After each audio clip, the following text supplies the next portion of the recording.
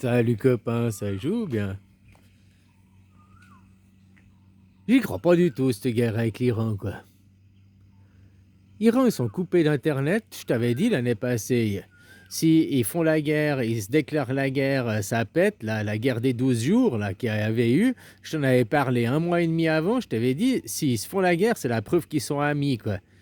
Et j'avais dit, pas indéfiniment, je t'avais dit dans moins de 3 mois, quoi. Et un mois et demi après, paf, ils ont fait la guerre, preuve qu'ils sont amis, quoi. Et maintenant, il y a encore les preuves qu'ils sont amis. L'Iran sont coupés d'Internet. Toutes les images que l'on voit de bombardements de Téhéran, elles nous proviennent d'où? De qui? De comment? Vu que l'Iran sont coupés d'Internet. Ah, elles nous viennent de la télé, des chaînes de télé iraniennes qui s'échangent avec la télé TF1, avec la télé France 2, quoi, qui s'échangent des images. C'est la télé iranienne qui envoie ça, quoi. Donc c'est l'armée. Puisque les télés, c'est rien d'autre que l'armée derrière les télés, toutes les télés du monde, hein? Pour distribuer la géopolitique, pour distribuer la guerre, pour distribuer l'idéologisme, hein? Pour créer des croyants, quoi. Derrière, c'est toute l'ingénierie sociale, quoi. Donc, c'est l'armée qui dirige, que ce soit n'importe quelle télé, n'importe où dans le monde, hein? Voilà, quoi. Guerre idéologique, depuis la Deuxième Guerre mondiale, ils ont juste signé les accords de cessez-le-feu. Hein. Et puis, autrement, on est toujours en guerre. Mais une guerre idéologique. Pas génocidaire, mais ethnocidaire. Ils sont en train de gommer les cultures, le grand remplacement. Il se fait gentiment, petit à petit, mais dans chaque nation, et différemment, parce que chaque nation a un remplacement différent, quoi.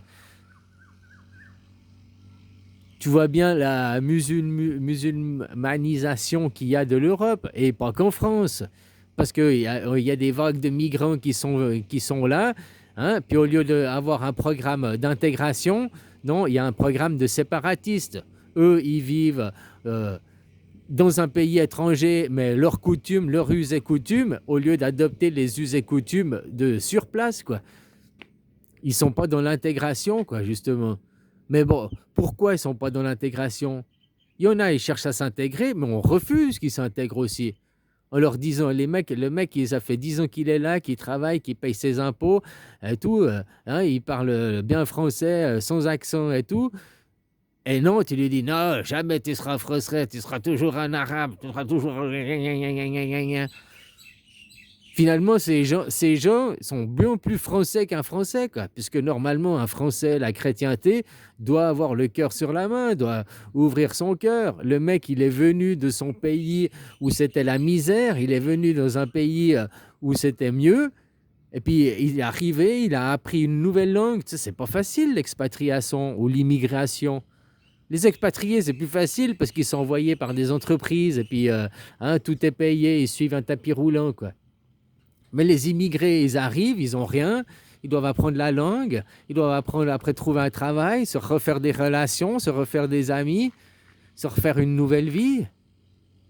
Hein? Puis quand ils arrivent à trouver un travail, qu'ils arrivent à bien parler la langue, à être intégrés dans le village, dans la commune, on arrive encore à leur dire, mais toi, t'es pas d'ici, toi, t'es pas de chez nous, quoi. T'sais, pourtant, il aide sur la même terre. C'est ceux qui sont xénophobes, racistes, qui ont cette idéologie qui a été inculquée de suprémaciste. Toi, l'homme blanc, tu es supérieur, blablabla, blabla, qui sont dans ce genre d'idéologie, ce genre de pensée, qui continuent comme ça. Parce que tu es dans l'humanisme. Bah, le mec qui est venu, qui qui a fait l'effort de parler ta langue, même s'il a encore un petit accent et tout, parce que voilà, hein, mais je veux dire, le mec qui vient, qui fait l'effort de s'intégrer, qui fait l'effort, puis qui travaille, puis qui paye ses impôts, comment tu peux te permettre de lui dire ici, c'est pas chez toi? Tu es en train de lui dire ici, c'est pas ta terre. Tu veux qu'il aille où? Il n'y a pas d'autre planète, quoi, mon gars, quoi. Ah, mais c'est pas ta nation, c'est pas ta nationalité. Ouais, mais ta nationalité te donne une nationalité de merde, quoi. Tu deviens un nationaliste. Tu deviens un néo-nazi, fasciste, un skinhead, quoi. Une merde, quoi. Au lieu de t'ouvrir à l'humanisme. Peu importe la race, la couleur, l'ethnie, d'où tu viens, le problème, Le problème, c'est pas les gens, c'est pas les travailleurs, c'est pas les pauvres, c'est les riches qui exploitent.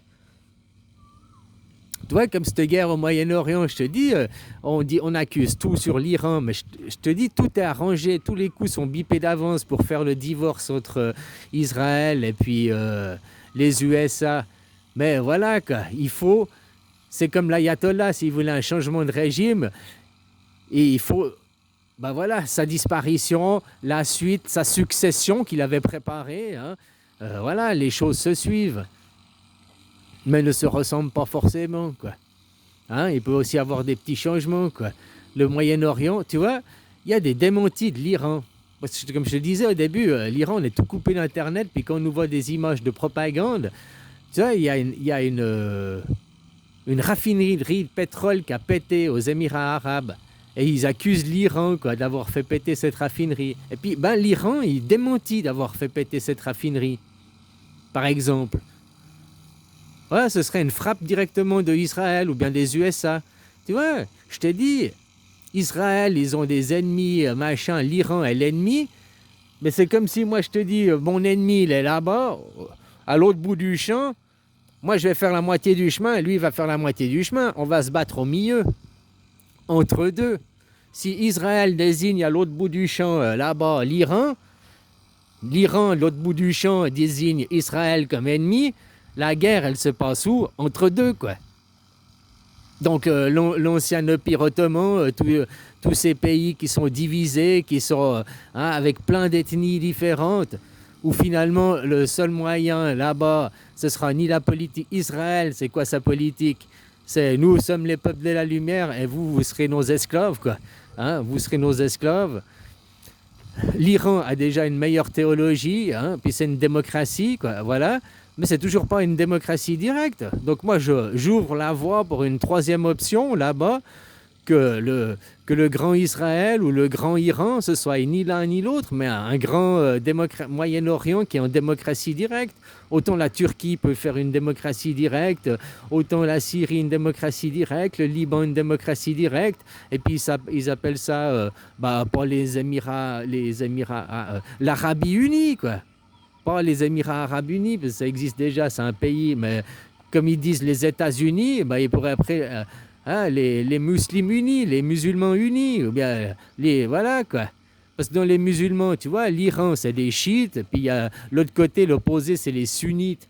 Tu retrouves la même chose que, il y en a, c'est les catholiques, et puis l'autre, c'est les protestants. Les chiites représentent les protestants. C'est pour ça que vous, les Français, vous, tous les empires catholiques, l'Amérique et tout, vous êtes contre l'Iran, parce que l'Iran, c'est des chiites. Et ils représentent le mouvement protestantiste. Donc, c'est vos ennemis aussi. Juste parce que c'est des protestants, c'est des chiites. Tu vois, dans le mouvement musulman, les chiites représentent les protestants chez les chrétiens, quoi. Ben voilà, quoi. C'est pour ça qu'ils peuvent pas... voilà. Il y a encore le passé. Le passé n'est pas si passé que ça, n'est pas si dépassé, hein. Il est toujours bien présent. Parce que dans les livres d'histoire et tout ça, on le fait vivre, on le fait perpétuer, quoi. Nous, nos vies, elles sont futiles. Nous, nos vies, elles sont là, 80 ans, 100 ans, t'es mort, quoi. Par contre, l'histoire qui reste dans les livres, dans 100 ans, les gens ils liront les mêmes livres, les mêmes histoires, donc du coup, ils retomberont dans les mêmes idéologies, et puis ils auront les mêmes rancœurs, les mêmes haines, ceux qui choisiront le protestantisme ou bien le catholicisme, la gauche ou bien la droite, parce que vous serez toujours dans un choix. Vous devez toujours choisir dans vos mondes, quoi. Tu dois toujours choisir bras gauche ou bras droite. Nous, en Suisse, on ne t'impose pas ce choix, justement. Enfin, si, aux votations, on choisit oui ou non, au final. Mais dans le discours public des gens, que des Suisses discutent entre eux, ils ne sont pas « Ah, tu dois prendre parti pour un camp, tu dois t'affirmer pour un camp ». Non, on s'affirme pour des idées, et puis la meilleure idée. Et des fois, c'est un camp qui a la meilleure idée, qui est du meilleur côté, et des fois, c'est l'autre camp qui est du meilleur côté, qui a la meilleure idée. On va là où c'est le meilleur, pas parce que c'est une question de camp et de loyauté. On est loyal aux perfections, aux perfectionnistes, à l'amélioration. L'amélioration, c'est ce qui s'oppose à la manipulation. Dans le monde du catholicisme, dans le monde du roi, dans le monde du capitalisme, du féodalisme, ils vous manipulent. Ils ne cherchent pas à vous améliorer, au contraire, parce que s'ils vous amélioreraient et vous rendraient intelligent, ils ne pourraient plus vous manipuler. Un enfant de 8 ans est beaucoup plus manipulable qu'un enfant qui a 16 ans, puis c'est encore plus manipulable qu'un mec qui a 40 ans, quoi. Plus tu deviens vieux, moins tu deviens manipulable, plus tu as acquéri de l'expérience, plus tu as vu de choses, plus tu as compris des choses, et puis plus tu as vu que malgré tout ce qu'on te dit, ouais, c'est pas pareil, c'est toujours dans le fond, tout est pareil, quoi. Tu peux dire c'est une guerre de caste, les riches contre les pauvres, mais c'est aussi derrière, il y a les protestants contre les catholiques, puis derrière, il y a aussi le féminin sacré contre le masculin sacré, tout ça, tout ça. Vous, c'est toujours des choix perpétuels. La Suisse, nous, on est catholiques et protestants, on est polythéistes. On n'est pas dans du féminin sacré, ni dans du masculin sacré. On n'impose pas le choix, parce que le choix, on ne sait pas. L'enfant est à venir, il a tous les potentiels. C'est qu'on a peut-être des pensées plus quantiques que par rapport à vous, quoi, les hommes préhistoriques. Enfin voilà quoi, donc fais bien gaffe, ces guerres en Iran et tout, moi je regarde, machin et tout, puis je me dis mais comment ils peuvent avoir toutes ces images de l'Iran? L'Iran, ils ont été coupés d'internet, et puis il y a 2 jours, hier ou avant-hier, ils ont bombardé la télévision iranienne, donc il n'y a plus de télévision iranienne, machin. Donc comment ils font pour avoir les images? Elles viennent d'où? Je voyais aussi des gens, ils montraient dans vos téléttes de propagande, là, des images de France 2, où il y a des gens, il y a les bombes qui tombent à 300 mètres, 500 mètres, quoi, sur la place des libertés, place des nations, je sais plus quoi, là, à Téhéran. Puis les mecs, ils sont, ouais, super, ouais, super, ouais. Et puis là, le commentateur, le narratif, il dit, malgré la peur des bombes, la joie d'être libéré de cette dictature sanguinaire, de cet ayatollah est plus forte que la peur des bombes. Non, c'est de la propagande.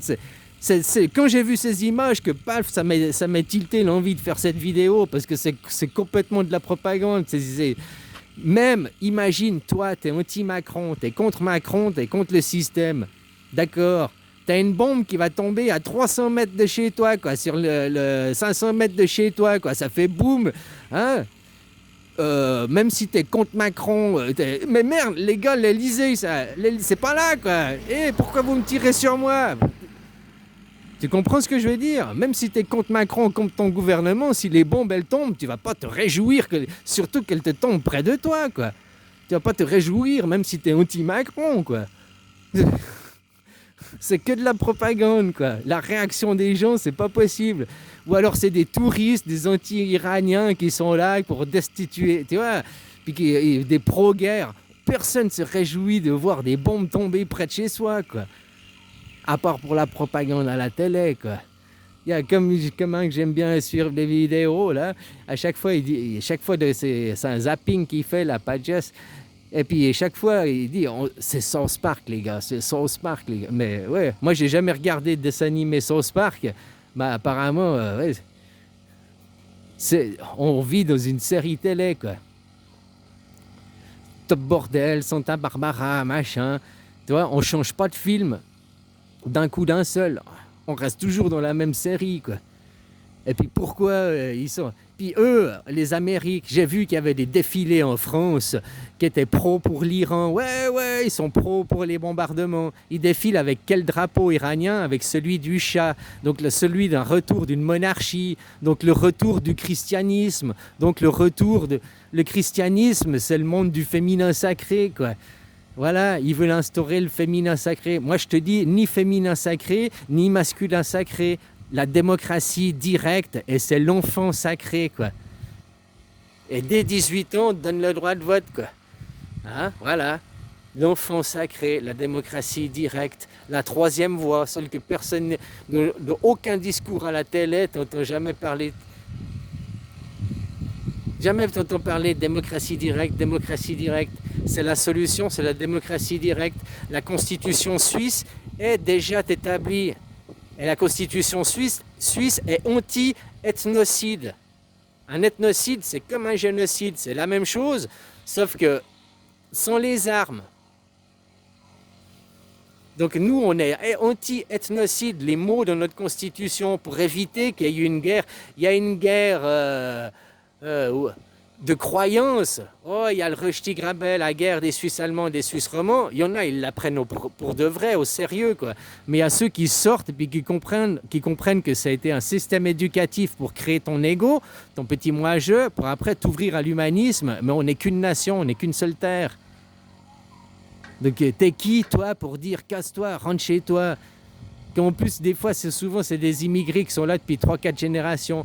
Votre problème, c'est, moi je crois que ça vient aussi que en Suisse, on n'a pas la double nationalité. Alors, tu as une double nationalité, tu perds jamais ta nationalité, mais tu peux pas avoir double passeport. Bah, tu vas me dire, à part les riches, parce que, ouais, ils sont contre la loi, c'est des hors-la-loi. La loi, si tu respectes la loi, en Suisse, à 18 ans, tu dois choisir un de tes deux nationalités. Hein, que tu as un papa et une maman qui viennent tu dois choisir une des deux nationalités et après tu gardes le passeport, tu gardes cette nationalité et tu as le droit à un changement. Tu ne peux pas dire ah tiens je vais aller maintenant je dis un exemple, tu es thaïlandais suisse, dis je suis suisse pour rester en Suisse, 3 ans après non je vais être thaïlandais pour te casser en Thaïlande. Non, je veux redevenir nationalité. Non, tu as le droit à un changement de nationalité au cours de ta vie, quoi.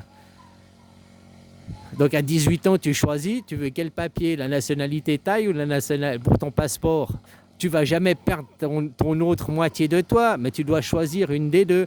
Parce que choisir une des deux, par exemple, là je t'ai dit nationalité thaï ou nationalité suisse, c'est tu choisis l'anarchisme, tu choisis les Suisses, l'anarchisme, ni Dieu ni maître, d'un côté c'est ça aussi. C'est pour ça qu'on ne peut pas avoir deux nationalités où tu vas aller choisir n'importe quelle autre nationalité du monde.